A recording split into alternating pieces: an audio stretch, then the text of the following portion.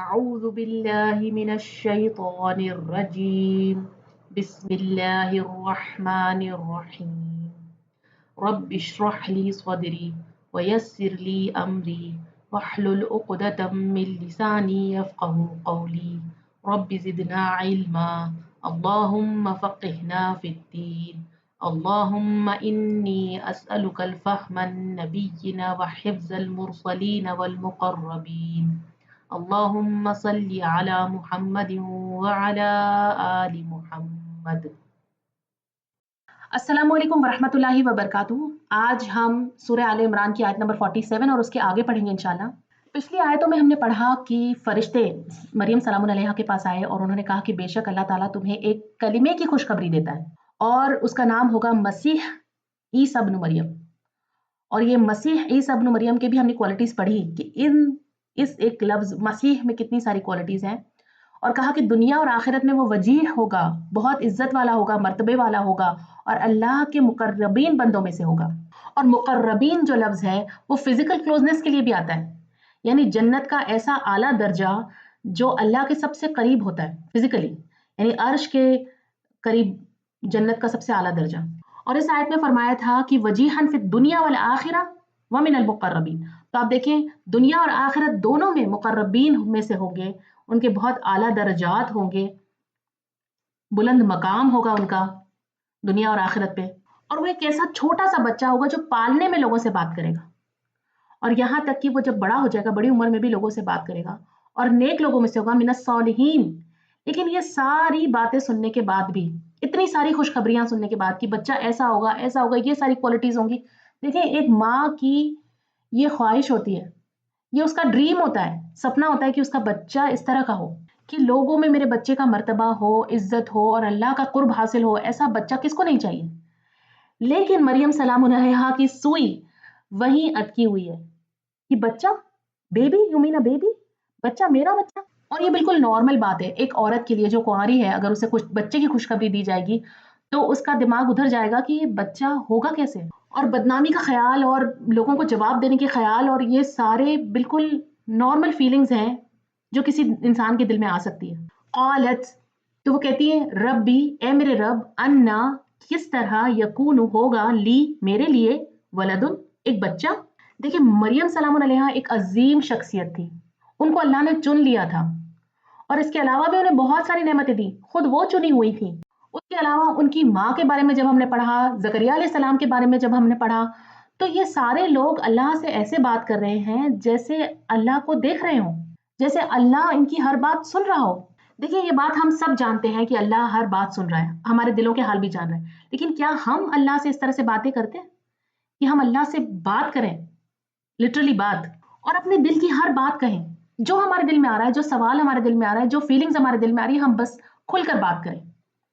देखिए अल्लाह हमारे दिल का हाल जानता है, फिर भी हम घबराते हैं, हम सोचते हैं कि, यानी हमारी कुछ फीलिंग्स ऐसी होती है जो हमने खुद अपने आप से भी छुपा रखी होती है और अल्लाह से भी छुपाने की कोशिश करते हैं। मेरा कहने का मतलब यह है कि जब हमारे साथ कोई मुश्किल आ रही होती है, जब कोई इंसान हमें तकलीफ पहुंचा रहा होता है और हम भी उसमें कुछ ना कुछ कर रहे होते हैं बदले में, लेकिन जब हम अल्लाह से बात करते हैं तो हम कहते हैं हमारे साथ ये हो गया, वो हो गया, अल्लाह तू मेरी मदद कर। हम अपनी तरफ की जो गलतियां होती है वो नहीं बात करते, या तो हमें पता ही नहीं होती कि हमारे दिल के हालात क्या है, हमारी सोचें क्या है, कहाँ कहाँ हम गलत है। कभी कभी तो हमें पता ही नहीं होता और कभी कभी हमें पता होता है, लेकिन हम वो बातें नहीं बोलते अल्लाह से जब हम दुआएं कर रहे होते हैं कि मैंने भी ये किया है, मुझसे भी ये गलती हुई है। यानी इस रिलेशन के खराब होने की वजह कुछ हद तक मैं भी हूँ, हम नहीं एक्सेप्ट करते क्योंकि हम अल्लाह से सच्चे सच्चे नहीं होते, खुद से भी सच्चे नहीं होते। हम सिर्फ अपने आप को एक प्रोटेक्शन लेयर के पीछे रख रहे होते हैं और एक फेक सी इमेज खुद की बनाई हुई होती है, खुद की नज़रों में भी और लोगों की नज़रों में भी, हमारे आसपास के, हमारे दोस्तों के, हमारे माँ के।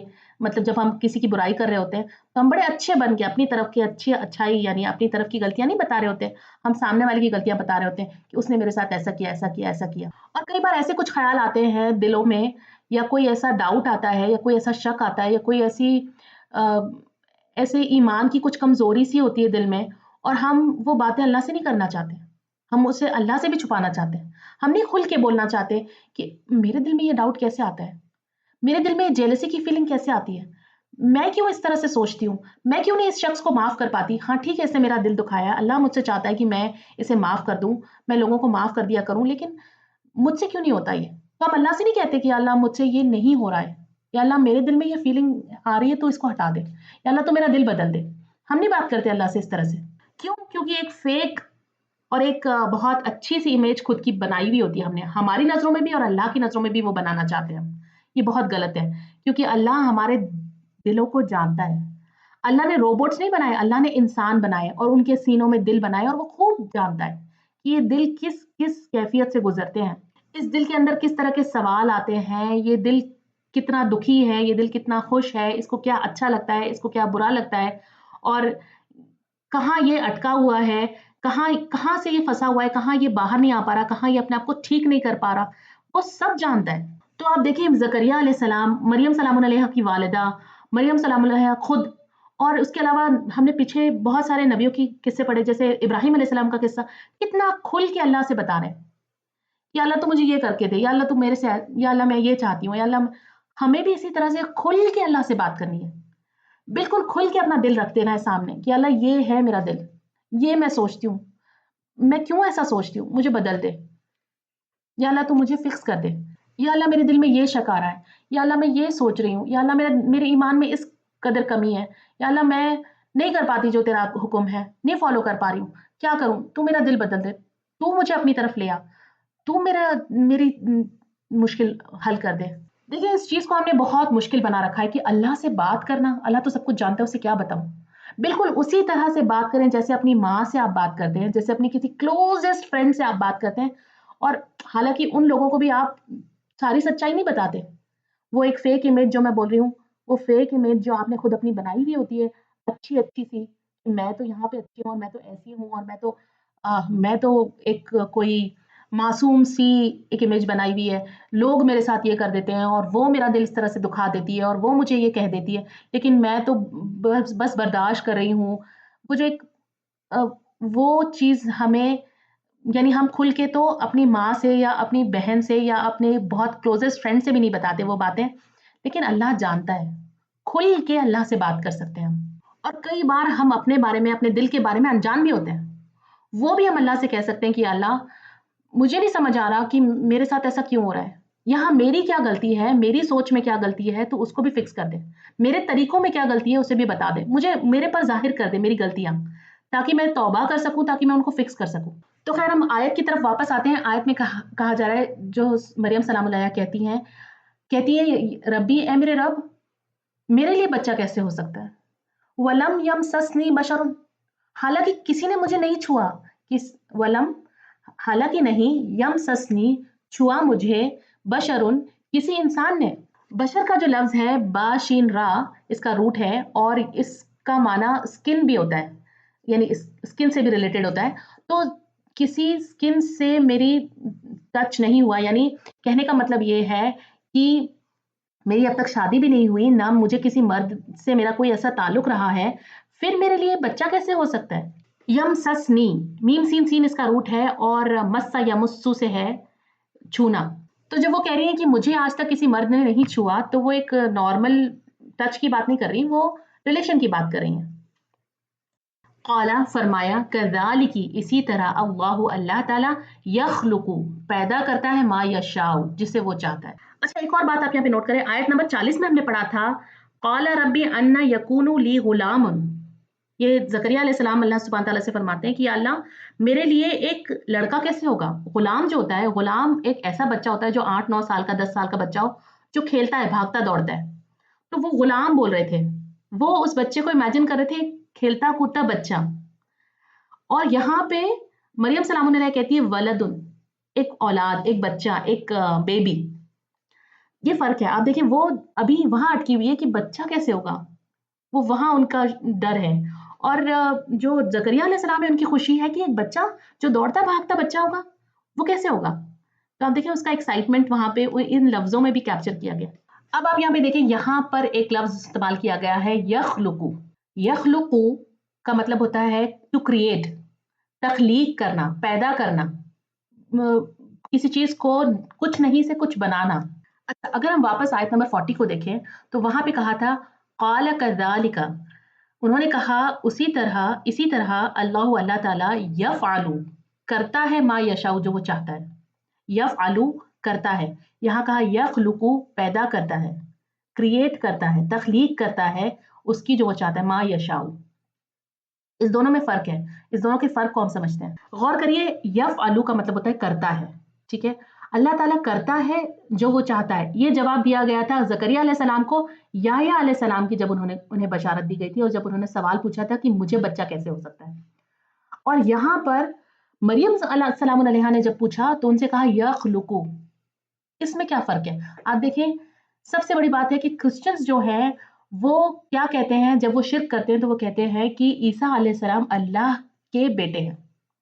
اب اگر ہم یہاں پر یفعل کا لفظ لگاتے ہیں تو اس کا ایک غلط معنی نکالا جا سکتا ہے کہ اللہ جو چاہتا ہے وہ کرتا ہے، تو اللہ نے کیا اور ہو گیا، یعنی معاذ اللہ، آپ میری بات سمجھ رہے ہیں کہ کیا کہا جا رہا ہے یہاں پر؟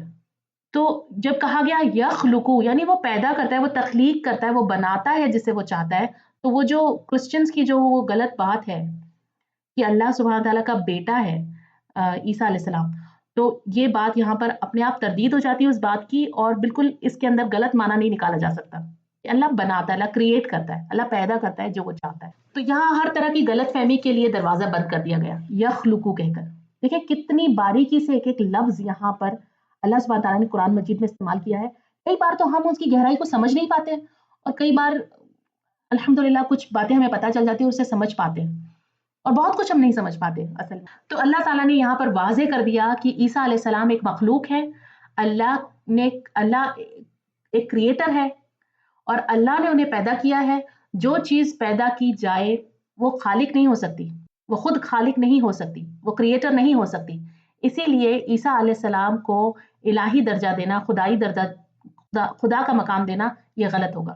آگے فرمایا اذا، جب، قضا، وہ فیصلہ کرتا ہے، قضا یقضی، قضا وہ فیصلہ کرتا ہے، کسی بھی کام کا جب وہ فیصلہ کرتا ہے، امرن کسی کام کا، فَإِنَّمَا تو بے شک، یقول وہ کہتا ہے، لہو اس کے لیے، کن ہو جا، فیکون تو وہ ہو جاتا ہے۔ تو اللہ جب کسی معاملے کا، کسی فیصلے کا، کسی کام کا ارادہ کرتا ہے، کسی چیز کا فیصلہ کرتا ہے، جب وہ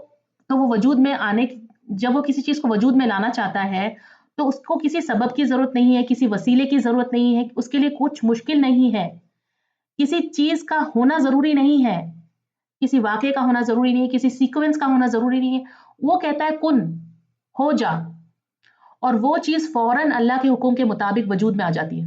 اور یاد رکھیں، بچہ جو ہوتا ہے، ایک بیٹا جو ہوتا ہے، ایک اولاد جو ہوتی ہے، وہ انسان کی ضرورت ہے۔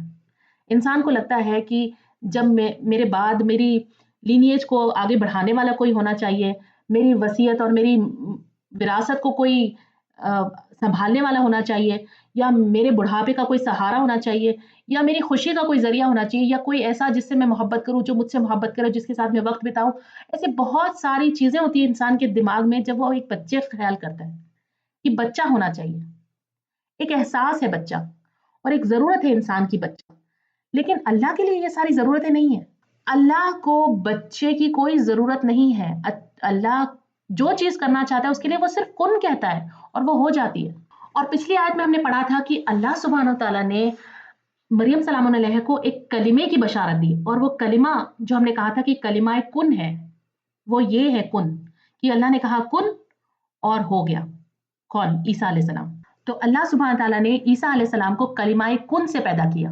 تو اللہ جب کسی چیز کا جب فیصلہ کرتا ہے تو وہ صرف کہتا ہے کن فیکون، کن فیکون کے ذریعے وہ چیز وجود میں آ جاتی ہے۔ عیسیٰ علیہ السلام کی غیر معمولی پیدائش ان کی الوہیت، ان کی ڈیوینٹی کی دلیل نہیں ہے، بلکہ اللہ کی قدرت کی دلیل ہے۔ آگے مریم سلام علیہ کو اور زیادہ خوشخبریاں اور زیادہ تسلی دی جا رہی ہے۔ آپ دیکھیں آیت نمبر 48 سورہ آل عمران میں کیا کہا جا رہا ہے، وَيُعَلِّمُهُمُ الْكِتَابَ، اور وہ تعلیم دے گا اسے کتاب کی۔ کون؟ اللہ خود۔ کسے؟ عیسیٰ علیہ السلام کو۔ عیسیٰ علیہ السلام کو اللہ خود تعلیم دے گا کتاب کی، اور کتاب سے جو اس کا روٹ ہے کتبہ، اس سے لکھنے کا معنی بھی بنتا ہے، یعنی لکھنا بھی سکھائے گا اللہ اسے، وہ لکھ بھی سکیں گے۔ اور کلام کی بات تو ہم پیچھے کر چکے ہیں کہ وہ بہترین کلام کرنے والوں میں سے ہوں گے. وہ چھوٹی سی عمر میں پنگوڑے میں بھی لوگوں سے بات کریں گے اور ان کے کلام میں بہت ساری خوبیاں تھی. بات کرنے کا انداز بہت اچھا تھا. لوگوں کو حق وہ بہت آسانی سے پہنچا دیتے تھے، واضح کر دیتے تھے، سب کچھ سمجھ میں آ جاتا تھا، دل تک ان کی بات پہنچ جاتی تھی. اور ہوتا ہے نا کسی انسان میں لینگویج پر کمانڈ، اسپیچ پر کمانڈ، یعنی لوگ جب سنتے تو انہیں سنتے رہ جاتے.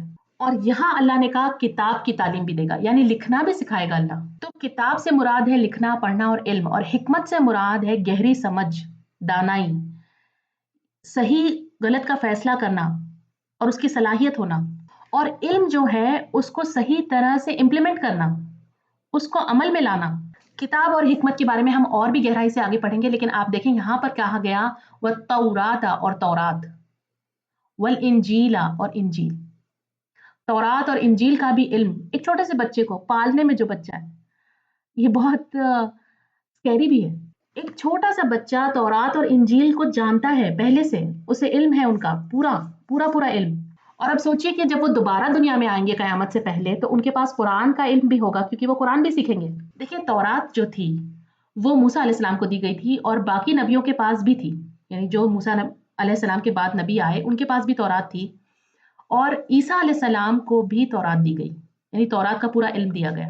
اور جو انجیل تھی وہ نئی کتاب تھی، وہ اس سے پہلے نہیں آئی تھی، عیسیٰ علیہ السلام کو ہی دی گئی تھی، تو ان کو دونوں کا علم دیا گیا. تو عیسیٰ علیہ السلام جب بنی اسرائیل کے علماؤں سے، ان کے ربیوں سے بات کرا کرتے تھے تو ان کی اصلاح کیا کرتے تھے، ان کی غلطیاں نکالا کرتے تھے، ان کی غلطیاں درست کیا کرتے تھے. جب وہ تورات کا بیان کرتے تھے اور اس میں کوئی بات غلط ہوتی تھی، کوئی چیز جو انہوں نے بدل دی ہے، کوئی چیز جو صحیح نہیں ہے، تو وہ بتا دیتے تھے کہ نہیں یہ آپ نے بدلا ہے، یہ اللہ کی طرف سے نہیں ہے. تورات کے اندر صحیح علم یہ ہے، یہ چیز کہی گئی ہے. اور جب وہ کوئی چیز کو بدلتے تھے یا چھپاتے تھے تو اس کو بھی ظاہر کر دیتے تھے، کہ وہ بالکل زبانی تورات کو کوٹ کیا کرتے تھے کہ اس پیج پہ اس نمبر پہ یہ کہا گیا ہے، تم غلط بول رہے ہو، یعنی اصل میں اس آیت میں یہ کہا گیا ہے، اللہ نے یہ فرمایا ہے، لفظوں میں تم نے یہ تبدیلی کر دی ہے. تو آپ دیکھیں یہ کتنی بڑی بات تھی کہ کوئی علماء، کوئی اسکالر، کوئی اتنا جس نے بہت ساری پڑھائی کی، بہت ساری ڈگریاں حاصل کی، بہت محنت کے بعد کوئی علم حاصل کیا ہے، اور ایک چھوٹا سا بچہ اسے کہہ رہا ہے کہ نہیں یہ تم یہاں پر غلط بول رہے ہو، اس کو ٹھیک کر رہا ہے. تو یہ کتنی ایگو کو ہرٹ کرنے والی بات ہے، کتنا مشکل ہے کہ وہ لوگ اپنے تکبر کو ختم کریں اور اس چھوٹے سے بچے کو نبی مان لیں، اور یہ مان لیں کہ ہاں یہ بچہ صحیح کہہ رہا ہے اور ہم غلط کہہ رہے ہیں لوگوں کے سامنے، جس کے سامنے ان کی عزت ہے. تو یہ مشکل تھی بنی اسرائیل کی کہ وہ عیسیٰ علیہ السلام کو ایکسیپٹ نہیں کرنا چاہتے تھے، کیونکہ اگر ایکسیپٹ کریں گے تو ان کی بات بھی ماننی پڑے گی، اپنے آپ کو ان سے چھوٹا ماننا پڑے گا، اپنے آپ کو سدھارنا بھی پڑے گا، اور یہ سب کچھ وہ کرنا نہیں چاہتے تھے. اب آپ یہاں پر دیکھیں جب کہا گیا کتاب، تو میں نے آپ کو بتایا کتاب سے مراد ہے لکھنا، پڑھنا اور علم. اور کتاب سے ایک اور بات مراد ہے، اور وہ یہ ہے کہ احکام اور قانون، قوانین، لاز، حرام حلال وغیرہ جو لاز ہیں اس کی بات ہو رہی ہے. تو زندگی کے جو اصول ہیں اس کی بات ہو رہی ہے. اور حکمت سے مراد ہے ان احکام کو گہرائی سے سمجھنا، صحیح طریقہ سمجھنا کہ اس پر عمل کیسے کرنا ہے، ان لاز کی، ان احکام کی حکمت کو سمجھنا، ان کے مقصد کو سمجھنا. حکمت یہ ہے کہ یہ بات سمجھ میں آ جائے کہ اللہ نے یہ حکم کیوں دیا ہے، اس کا مقصد، اس کے پیچھے کے فائدے ہمیں سمجھ میں آ جائے. تو حکمت جو ہے وہ اصل میں حکم کے پیچھے کی روح ہے، یعنی کوئی عمل یا کوئی لا، اس کے پیچھے کا مقصد، اس کی روح. تو اب آپ اس بات کو سمجھیں کہ اگر ہم صرف لا جان لیں، اگر ہم صرف حلال حرام جان لیں، اگر ہم صرف جان لیں کہ یہ کرنا ہے اور یہ نہیں کرنا ہے، اور اس کے پیچھے کی روح کو ختم کر دیں، تو وہ نتیجہ یا وہ ریزلٹس ہمیں نہیں ملیں گے. یعنی حکمت کا ہونا بہت زیادہ ضروری ہے. اس بات کو ہم سمجھتے ہیں کس طرح سے کہ دیکھیں جو شراب تھی وہ پہلے سے حرام تھی، ہمیشہ سے حرام تھی، لیکن اللہ نے سیدھا نہیں کہا کہ شراب تمہارے لیے حرام ہے.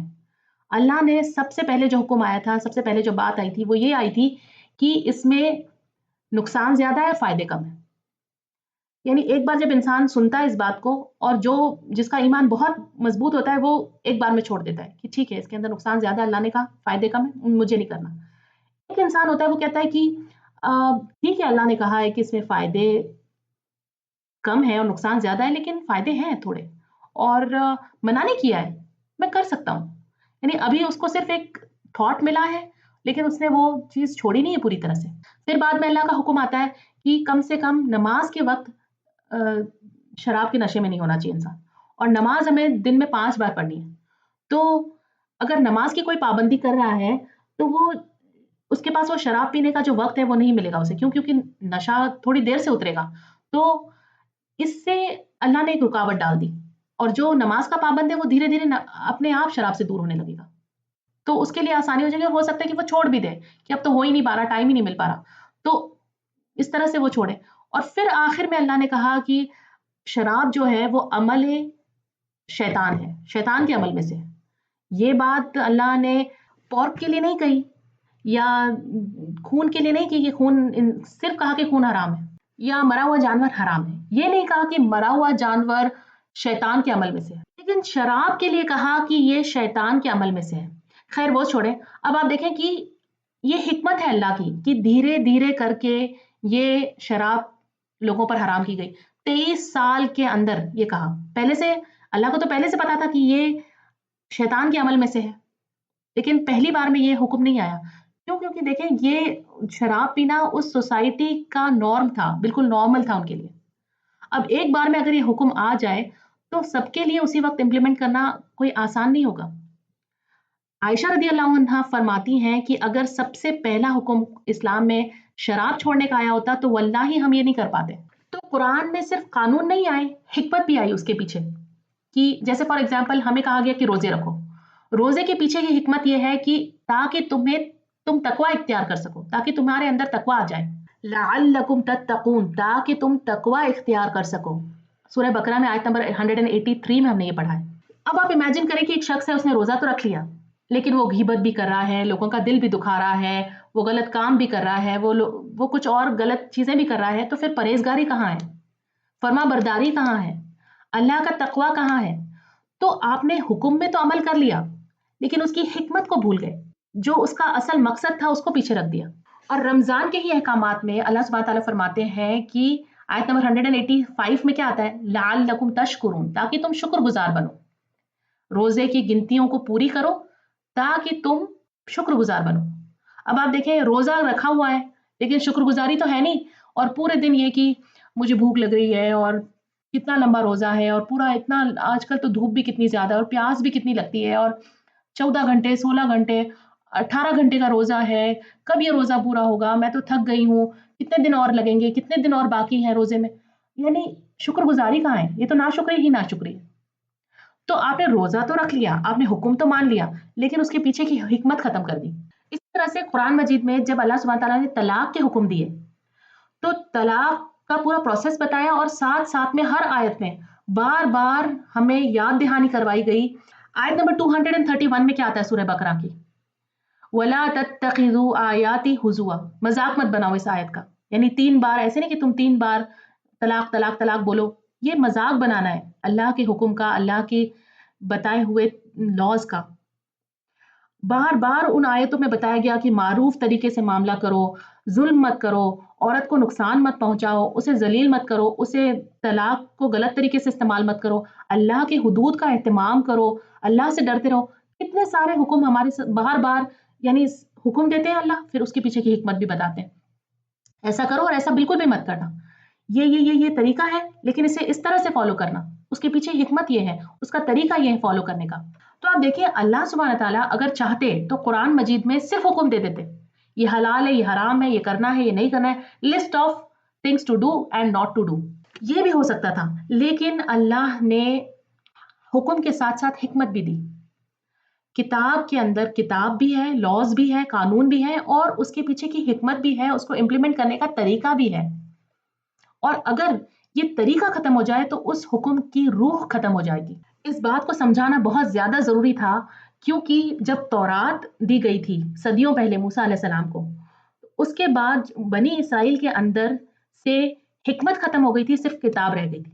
وہ لاز کو تو پورا ایز اٹ از فالو کرتے تھے، لیکن اس کے پیچھے کی جو اس کے اندر کی جو حکمت تھی اسے انہوں نے کھو دیا تھا. جیسے فار ایگزامپل ایک شخص ہے جو روزے پابندی سے رکھتا ہے، تراویح کی نماز پڑھنے جاتا ہے، وہ اس کا لباس بالکل پرفیکٹ ہے، اسلامک ہے، یعنی फॉर एग्जाम्पल हिजाब पहना हुआ है प्रॉपरली और प्रॉपर दाढ़ी रखी हुई है आदमी ने, और वो सब कर रहा है, लॉ को तो बिल्कुल प्रॉपरली फॉलो कर रहा है, लेकिन उसके पीछे की जो रूह है, उसकी स्पिरिट खत्म हो चुकी है।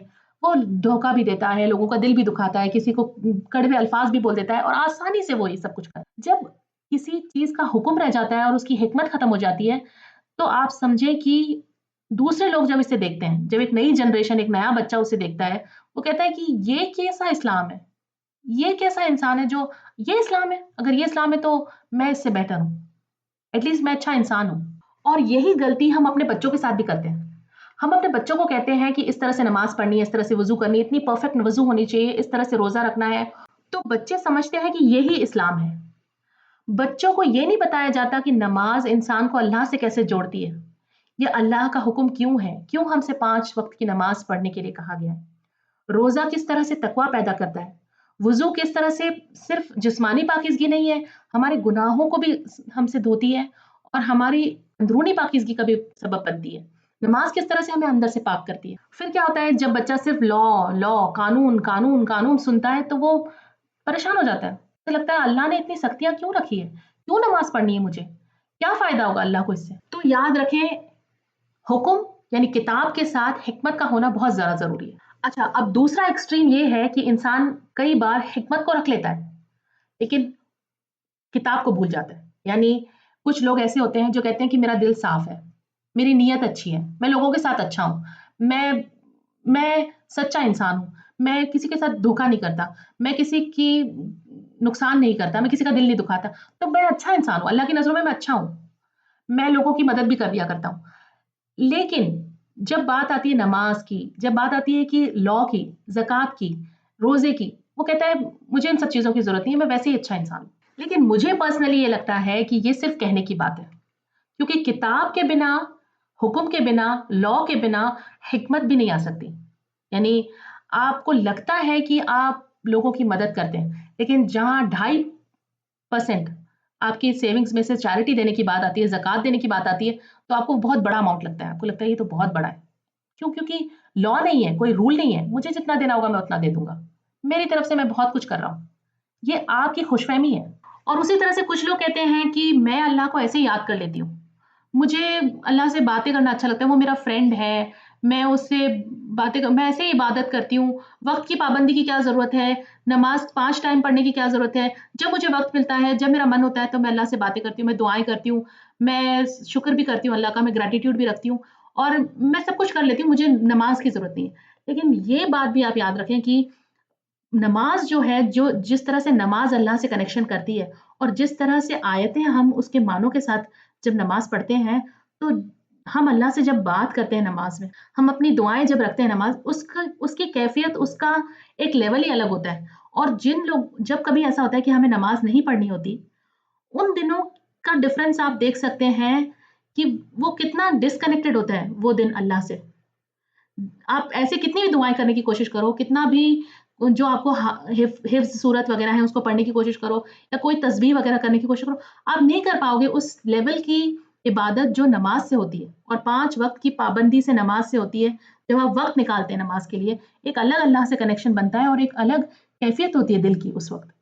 तो ये जो कहना है कि मैं तो ऐसे ही याद कर लेती हूँ और यही मेरा तरीका इबादत का और मुझे किसी प्रोसेस की ज़रूरत नहीं है, तो ये सही नहीं है। ये यानी उसके बिना जो अल्लाह ने लॉ दिया है, जो तरीका दिया है, उसके बिना वो लेवल आपकी इबादत का पहुँच नहीं सकता। तो किताब और हिकमत दोनों का होना, बराबर होना बहुत ज़रूरी है। तो हुआ ये कि बनी इस्राइल में से यहूद जो थे, उनके पास किताब रह गई और हिकमत खत्म हो गई। और ईसाई जो आए, नसारा जो थे, उनके साथ मसला ये हुआ कि उनके पास हिकमत रह गई और उन्होंने किताब को बिल्कुल रिजेक्ट कर दिया। उन्होंने लॉ को फ़ॉलो करना बिल्कुल ख़त्म कर दिया। उनके मुताबिक हम बस अच्छे हैं, इतना काफ़ी है और बाकी जो हमारे गुनाह वग़ैरह है, उसकी जो कफ़ारा है, वो ईसा अलैहिस्सलाम के यानी उनके खून से हमारा जो कफ़ारा हो चुका है और हम अल्लाह के करीब बंदों में से हैं। क्यों? क्योंकि हम ईसा अलैहिस्सलाम को मानने वाले हैं, ईसा अलैहिस्सलाम के करीब हैं। और कुछ उलमा के मुताबिक जो किताब है, यानी जो तौरात है वो किताब है, वो लॉ बताती है, वो रूल्स बताती है और जो इंजील है वो हिकमत बताती है। तो ये जो دونوں چیزیں ہیں کتاب اور حکمت، تورات اور انجیل، تو یہ ایک دوسرے کے اوپر اوورلیپ کر رہی ہیں. آپ سمجھ رہے ہیں میں کیا کہنا چاہ رہی ہوں؟ تو حضرت عیسیٰ ابن مریم جب آئے تو ان کو کتاب بھی دی گئی، حکمت بھی دی گئی، تورات کی بھی پورا علم دیا گیا اور انجیل بھی وہ جانتے تھے. تو انہوں نے لوگوں کو جو بھی ان کی غلطیاں تھیں، جو بھی ان کے اندر سے حکمت ختم ہو گئی تھی، جو بھی وہ حکم کو انہوں نے صحیح کیا، اور انجیل کے ذریعے انہوں نے بہت ساری چیزیں ان کے لیے آسان بھی کی، جو ہم آگے پڑھیں گے انشاءاللہ. آیت نمبر 49 وَرَسُولًا، اور رسول ہوگا اِلیٰ بنی اسرائیل، بنی اسرائیل کی طرف. اب یہ بات بہت زیادہ امپورٹنٹ ہے. عیسیٰ علیہ السلام رسول بنا کر بھیجے بنی اسرائیل کی طرف، اور یہ بات بائبل میں بھی بہت واضح طریقے سے ملتی ہے کہ عیسیٰ علیہ السلام نے فرمایا ہے کہ میں بنی اسرائیل کی کھوئی ہوئی بھیڑوں کی طرف بھیجا گیا ہوں. کھوئی ہوئی بھیڑوں سے یہ مراد ہے کہ وہ لوگ جو اپنے اصل مقصد سے، اپنے دین سے، اپنی ہدایت سے دور ہو چکے ہیں، ان کو صحیح رستہ دکھانے کے لیے میں ان کی طرف بھیجا گیا ہوں. اور اس کے برعکس نبی صلی اللہ علیہ وسلم کی رسالت تمام انسانیت کے لیے تھی.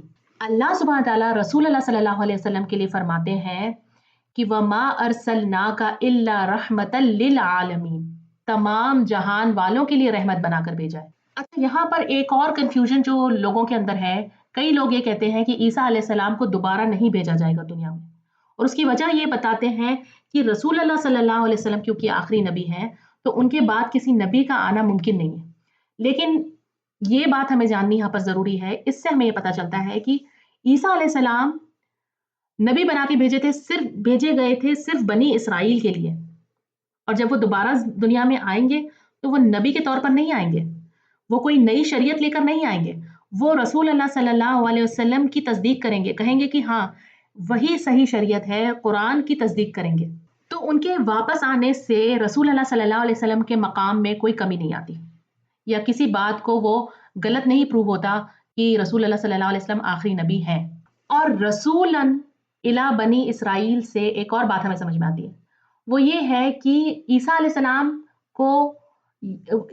یہ نہیں کہتے کہ یہ میری قوم، جس طرح سے باقی نبی کہتے ہیں میری قوم. موسیٰ علیہ السلام جب خطاب کرتے ہیں تو کہتے ہیں میری قوم.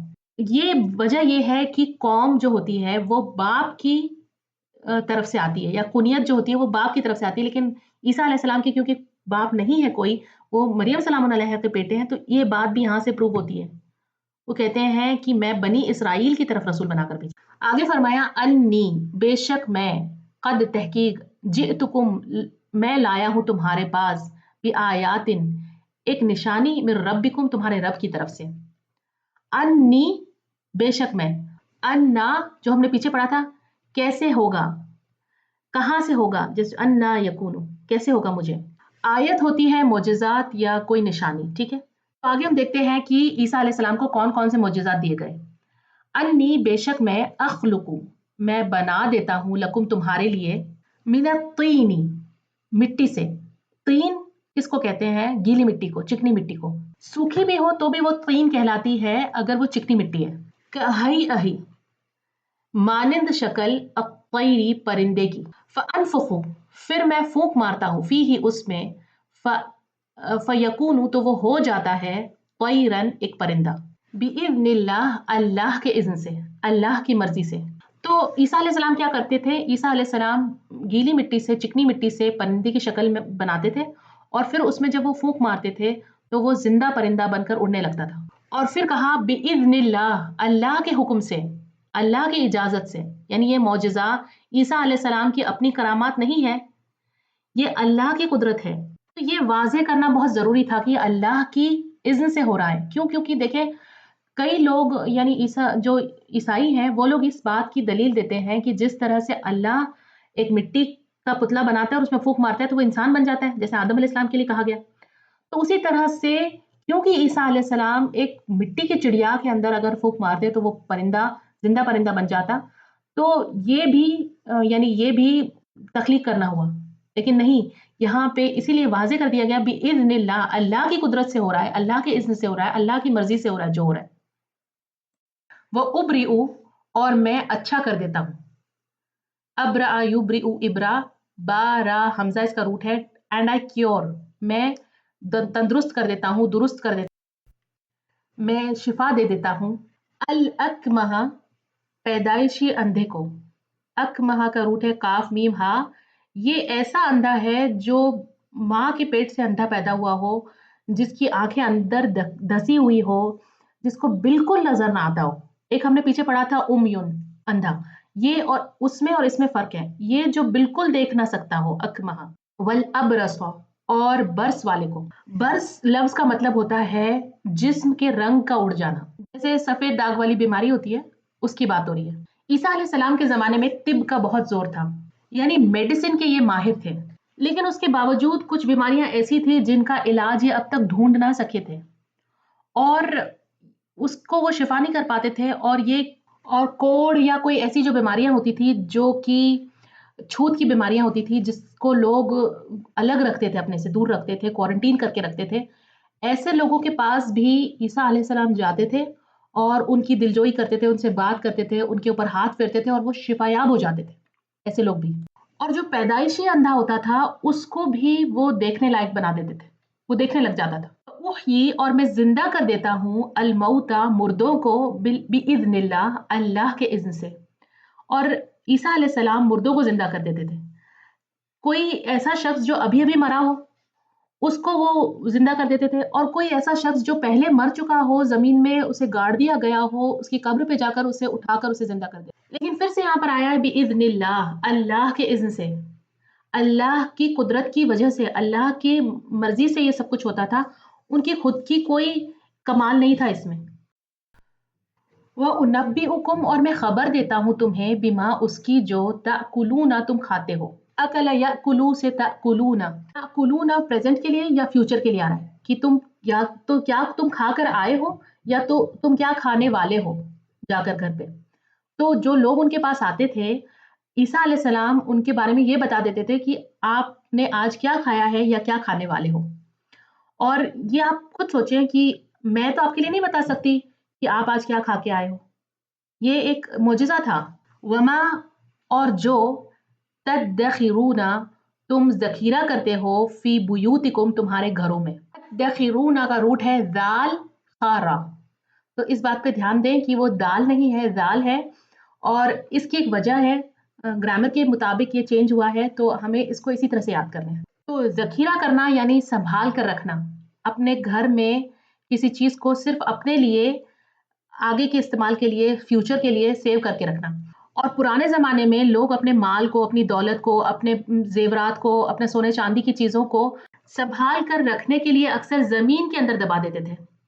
کسی کو پتا نہیں ہوتا تھا کہ کس کے پاس کیا چیز اور کہاں دفن کری ہوئی ہے. تو عیسیٰ علیہ السلام انہیں اس بات کی خبر بھی دے دیتے تھے کہ تم نے کہاں پر کیا چھپا کر رکھا ہے. اور اس کے علاوہ بھی ذخیرہ کرنا یعنی کوئی چیز ایسی کہ بھئی آپ نے کچھ سیو کرا ہے، کھانے پینے کی چیزیں ہو سکتی ہے، کوئی چیز ایسی جو آپ نے رکھی ہو اپنے لیے سنبھال کر، تو اس کی بات کر رہے ہیں کہ وہ اس کے بارے میں بھی ان لوگوں کو خبر دے دیا کرتے تھے. فی بیوتکم، تمہارے گھروں میں. ان، بے شک، فی ذالک، اس میں، لآیتن، البتہ ایک نشانی ہے. لام جو آ رہا ہے لا، یہ تاکید کے لیے آیا ہے.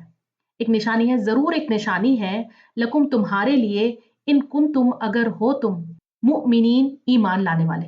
یعنی اگر تمہارے اندر ایمان ہے، حق کو پہچان کر قبول کرنے کا جذبہ ہے، ان معجزات کو تم اگر مانتے ہو، تو پھر ان معجزات میں تمہارے لیے بہت بڑی نشانی موجود ہے. یہاں مومن سے مراد وہ شخص ہے جس کے اندر حق کو مان لینے کا مزاج ہو، جو اپنے تکبر کو نیچا کر دے، جو سچائی کو پہچانے اور اسے قبول کرے. یہ ہوتا ہے ایمان کا مطلب. لیکن ان سارے معجزات کو دیکھنے کے بعد بھی بہت سے لوگ اس پر ایمان نہیں لائے. انہوں نے عیسیٰ علیہ السلام کو جادوگر کہا، ساحر کہا. اور یہ کوئی نئی بات نہیں ہے، تقریباً سب قوموں نے اپنے رسولوں کے ساتھ یہی کیا.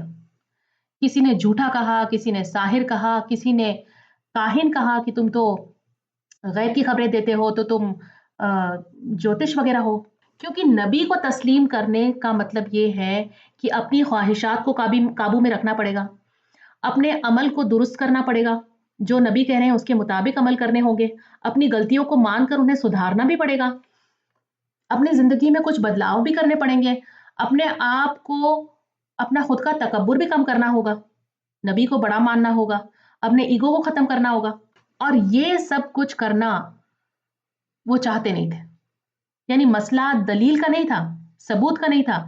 दलील थी, आँखों के सामने निशानियाँ थी, लेकिन वो उसे मानना नहीं चाहते थे, ईमान लाना नहीं चाहते थे। अपनी ज़िंदगी को अपने तरीके से जीना चाहते थे, आज़ाद रहना चाहते थे। जबकि ये आज़ादी यानी अल्लाह के हुक्म के खिलाफ जो आज़ादी है, वो सबसे बड़ी गुलामी है। क्योंकि ऐसे में इंसान खुद अपना गुलाम होता है, अपनी ख्वाहिशात का गुलाम होता है। जैसे कि शराब पीने वाला शख्स है, वो जानता है कि उसे नुकसान हो रहा है, लेकिन वो अपने आप को रोक नहीं सकता। या लोगों का गुलाम होता है, लोगों को खुश करने की कोशिश करता रहता है सारी ज़िंदगी। लेकिन कभी कोई इंसान किसी से कभी खुश हुआ है? आप किसी के लिए कितना भी कुछ कर लें, एक गलती आपकी सारी पुरानी नेकियों को, आपकी सारी पुरानी अच्छी चीज़ों को बर्बाद कर देगी। वो इंसान वो सब कुछ भूल जाएगा जो अच्छा कुछ आपने उसके लिए सारी ज़िंदगी किया, सिर्फ़ एक गलती करने पर। वो कहेगा अच्छा मेरे साथ ये किया, मेरे साथ ये कैसे किया उसने? तो ये सबसे बड़ी गुलामी है, और इंशाल्लाह आप इसको यकीनी तौर पर मान लेंगे। जब आप आगे कुरान पढ़ते रहेंगे तो समझ में आ जाएगी ये बात अच्छे से कि अल्लाह की मर्ज़ी के खिलाफ जीना सबसे बड़ी गुलामी है, जिसको इंसान सबसे बड़ी आज़ादी समझता है। और एक और बात मैं आपको आखिर में ये बताना चाहूँगी कि जो मसीह दज्जाल होगा, जो क़यामत के करीब आएगा, तो ये जो होगा ये भी बहुत सारे मोजज़ात दिखाएगा। ये भी गैर मामूली चीज़ें लोगों को करके दिखाएगा, ये मुर्दों को ज़िंदा करके दिखाएगा। और मुर्दों को ज़िंदा करना शायद कोई इल्यूज़न हो, यानी सिर्फ़ आपको ऐसा लगे कि वो ज़िंदा हुआ है जिन्नों की मदद से, यानी कुछ मोजज़ात वो भी दिखाएगा। तो हमें कैसे पता चलेगा कि यानी ये जो मोजज़ात हैं, उस पर हमें ईमान लाना है या इसे रिजेक्ट करना है? इसकी मतलब ये जो कन्फ्यूज़न है, इसका सॉल्यूशन ये है कि दज्जाल जो होगा वो खुद को खुदा बताएगा। वो कहेगा मैं तुम्हारा रब हूँ, मुझे रब मानो, मेरी इबादत करो। और जो नबी आते हैं, जब वो मोजज़ात दिखाते हैं, तो वो कहते हैं कि मैं अल्लाह का रसूल हूँ, मैं अल्लाह का नबी हूँ। हर नबी ये कहता है कि अल्लाह की इबादत करो और मेरी इताअत करो, मेरी बात मानो, बस मुझे फ़ॉलो करो, लेकिन इबादत किसकी करो? सिर्फ़ अल्लाह की करो। तो ये फ़र्क होगा। ये हमारे लिए जो नुक्ता है, जो पॉइंट है कि यहाँ से हमें पता चलेगा कि ये दज्जाल है। अल्लाह कभी ज़मीन पर इंसानी या किसी और शक्ल में नहीं आएगा। पिछली आयत को और इस आयत को पूरा एक बार देख लेते हैं। अल्लाह सुब्हानहू तआला ने फरमाया और अल्लाह उसे किताब, हिकमत, तौरात, इंजील की तालीम देगा और वो बनी इस्राइल की तरफ रसूल बनकर आएगा। मैं तुम्हारे पास तुम्हारे रब की तरफ से निशानी लेकर आया हूँ। मैं तुम्हारे लिए मिट्टी से परिंदे की शक्ल बनाता हूँ, फिर मैं उसमें फूंक मारता हूँ और वो अल्लाह के हुक्म से परिंदा बन जाता है।